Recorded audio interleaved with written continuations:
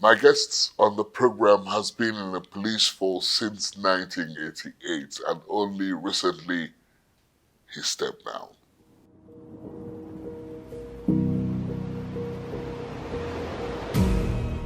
David Oyebanji Folau is a retired Nigerian police officer, a linguist, a researcher, a certified security instructor, an administrator, and the former Deputy Inspector General of Police.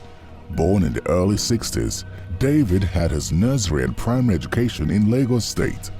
He attended Baptist Grammar School, Ilora, then bagged a Bachelor of Arts degree in English and a Master's degree in International Relations from Al-Mustansiriya University in Baghdad, Iraq, and the University of Yaoundé in Cameroon, respectively.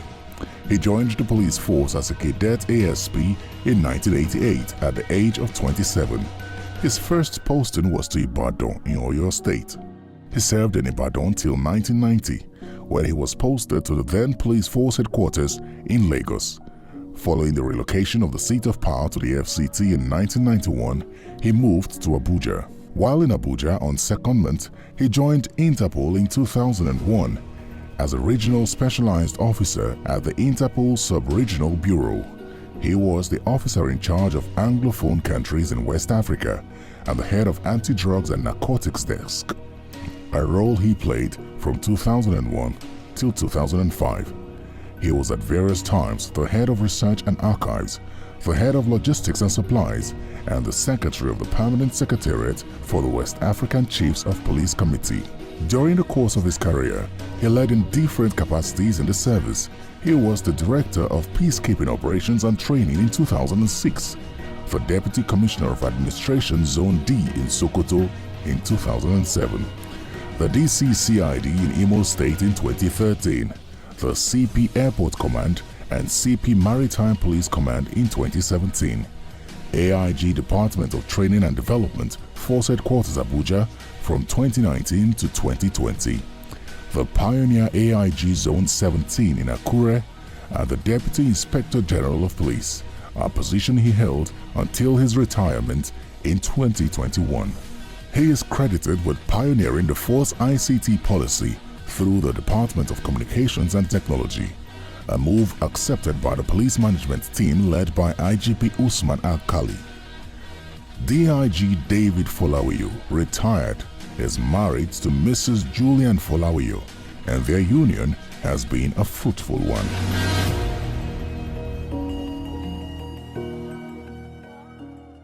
Welcome to the program. Thank you. 35 years Thank in you. the service called the police. Thank It's an awesome lot to go through. Thank you. What do you think? Well, somehow there is a new life. It feels And you're breathing easy now. easier.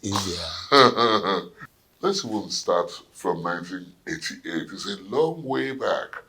Yes. What took you into the police force? I had friends with me in the university, Nigerians. By the way, I was in Iraq, Baghdad. What were you doing there? In Iraq? Yes. I was sent to Iraq to do oil economics. But in Iraq, even though I was in an American university setting, everything was done in Arabic. So I had to do Arabic studies. I had to learn to speak the language, and then I had to train in Arabic. But me, I was not ready to overstay outside Nigeria. I wanted to be back home quick. Why? What were you going through that made you want to come back home? It is not easy to learn Arabic 1 year and then go to university doing oil economics. I had federal government scholarship to study, and they gave me 3 choices, were examined, and I ended up in the language school, where I was to do English language and literature. And that was it. I packed my load in 5 years and came back home.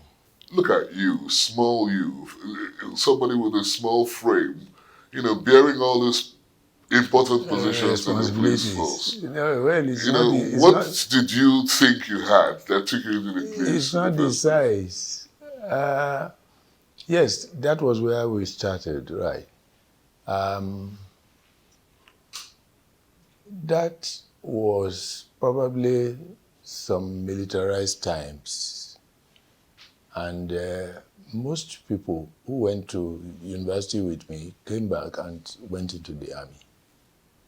And I, coming with a first-class degree in English, coming with capacity to speak like 6 languages then, coming with a lot of things.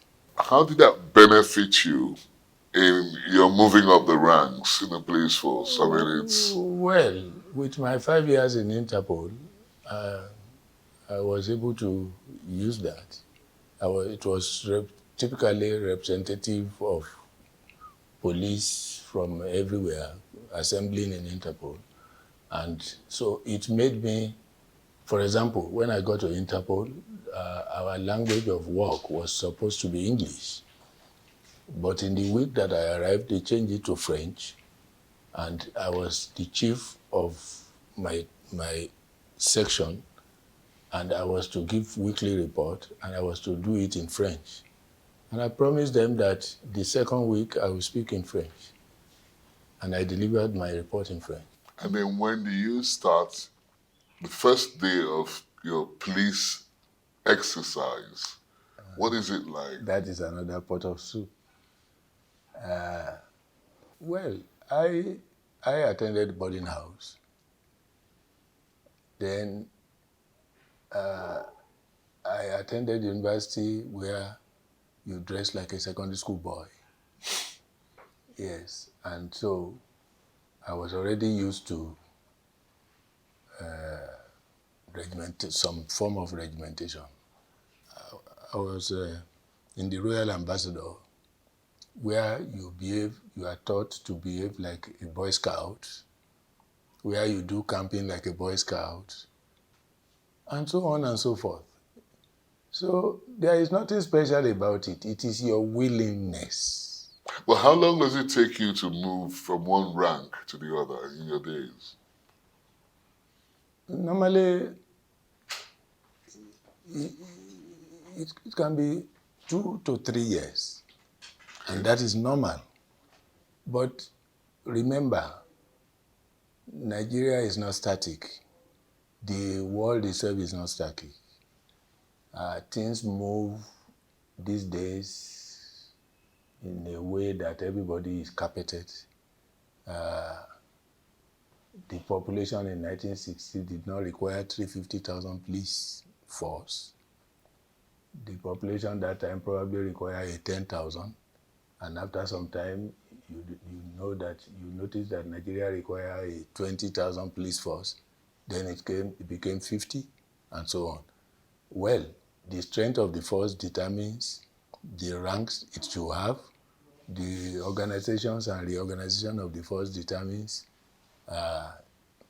the establishment, and establishment determines promotion and necessity for promotions and so on. So 2-3 years. What's the strength of the police force, the Nigeria police force now? It's above 300,000, and it can be 320,000. Do you think that is sufficient to run a country of 200 million people? I doubt it. Nigeria cannot be run with less than 1,000,000 strong police officers. How does it make you feel when you get reports about several policemen being killed or ambushed and all of that, in different parts of the country? We can't finish that story now, because it is not how does it make me feel. I need to open your eyes to see what can make it happen, and too many things that you cannot even finish in an hour.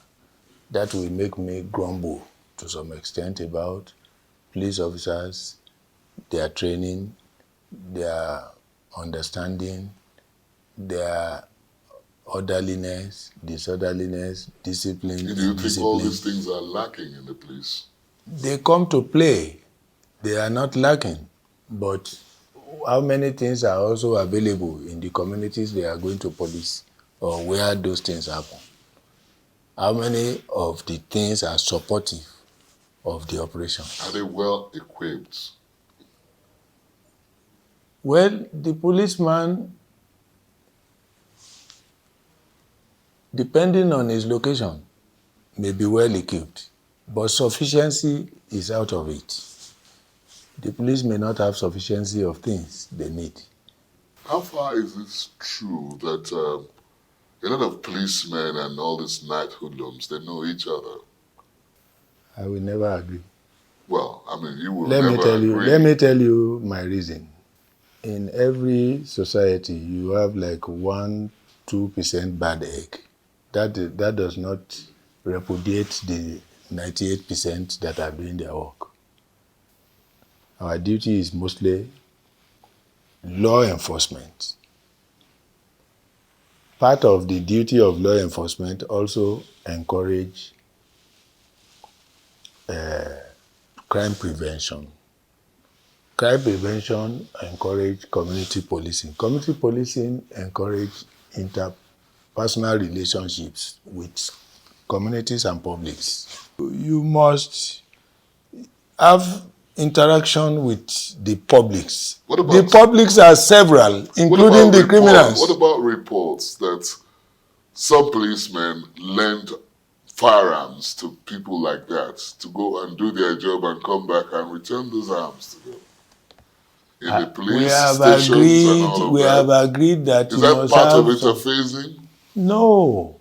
We say you don't interface with a criminal to keep him as your friend. No.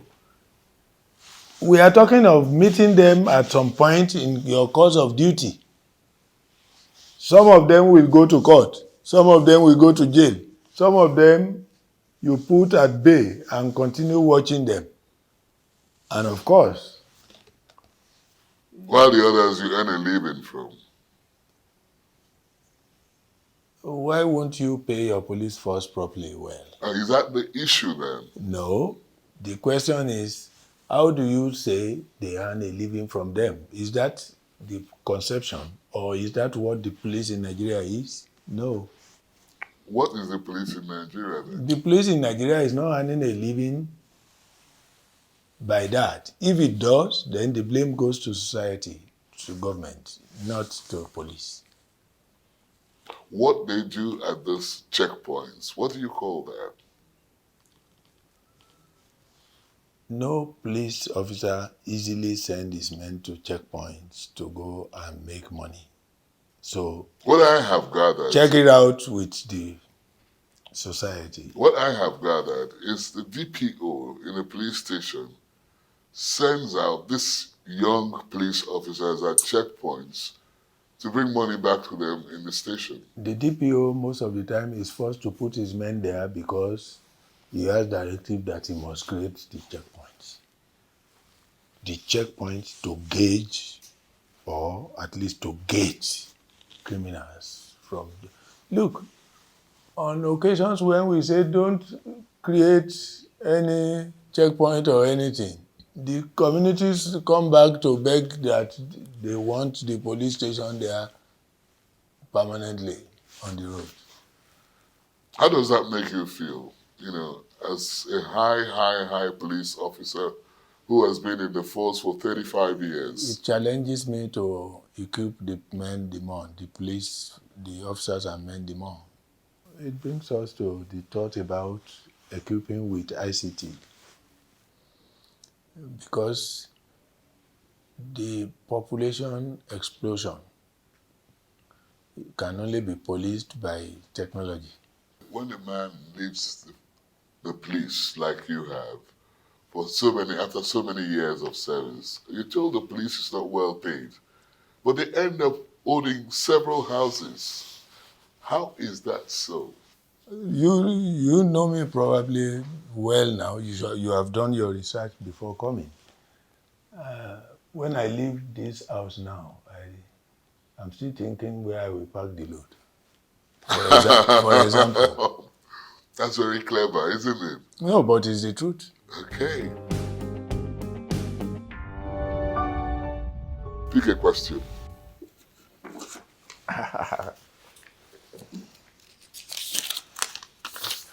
In your opinion, is crime frequency and intensity better or worse now than when you were a police officer? I don't see any frequency or intensity in crime. Okay.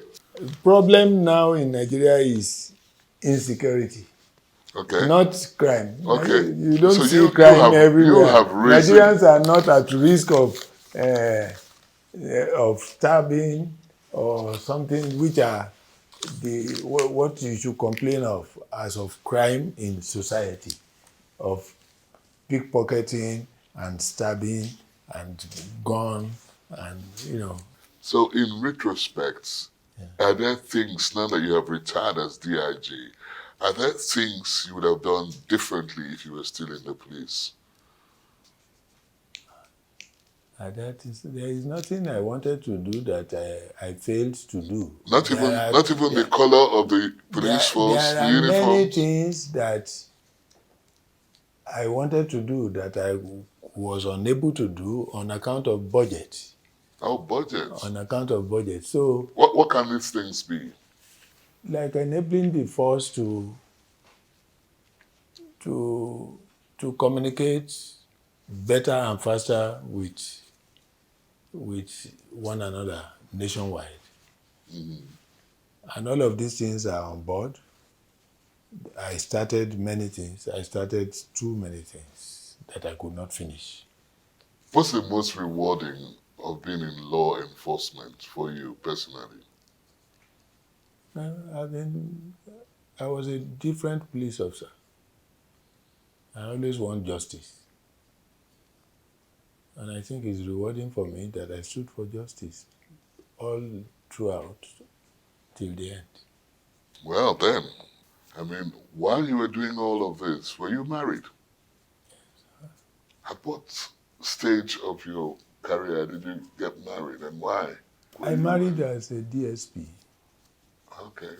Married as a DSP, and I married in a grand style. It was stately, a staff officer to the General Police doing wedding, haughty, really? Beautiful people, plenty people. Plenty of money as well? No. How could you have achieved that without money? On the day of wedding, I was still looking for some 15,000, 20,000.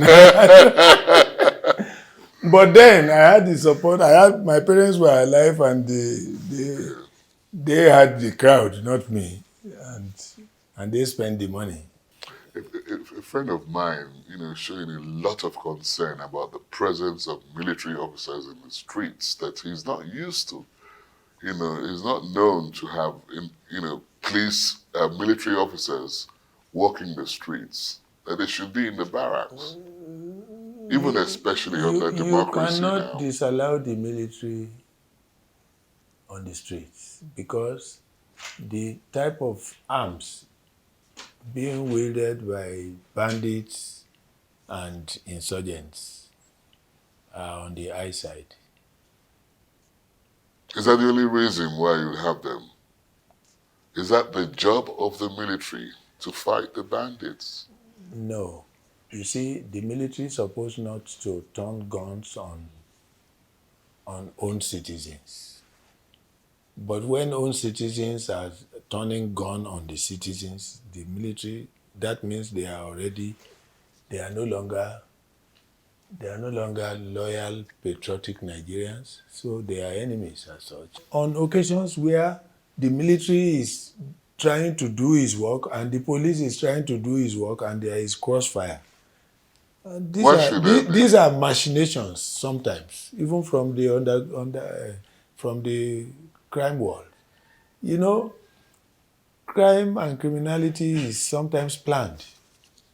mostly planned. The type of insecurity we are facing are insecurity sponsored, planned. You understand? So they strategize. They are strategizing against the state.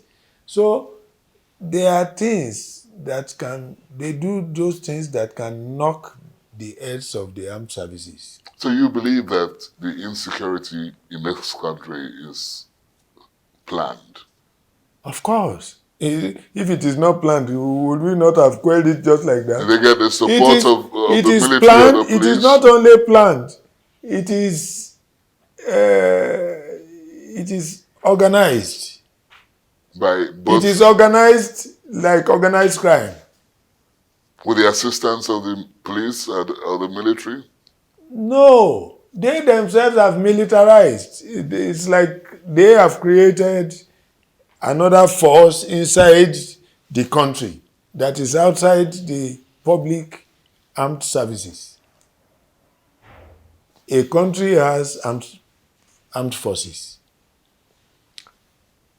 Some people, internally and externally, must have come into a union to destabilize our country.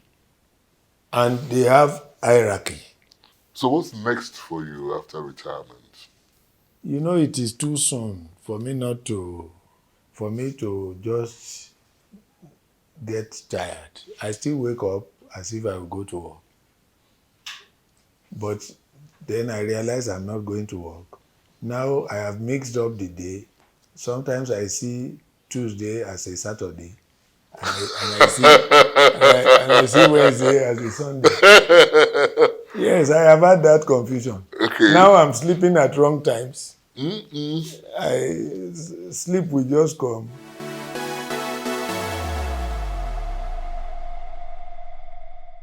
Five things Yeah.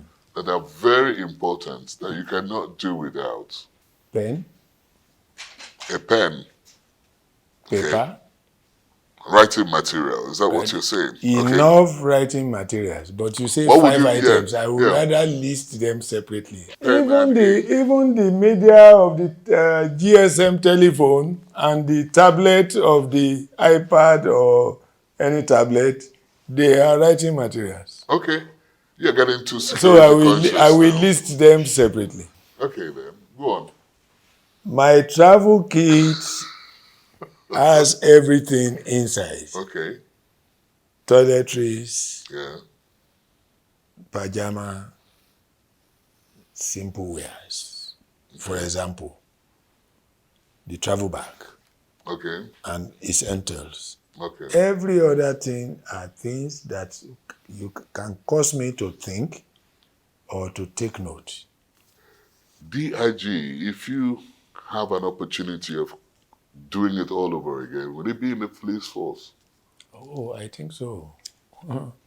I think so. I didn't have... Have you had the time of your life? I wish I was not retiring.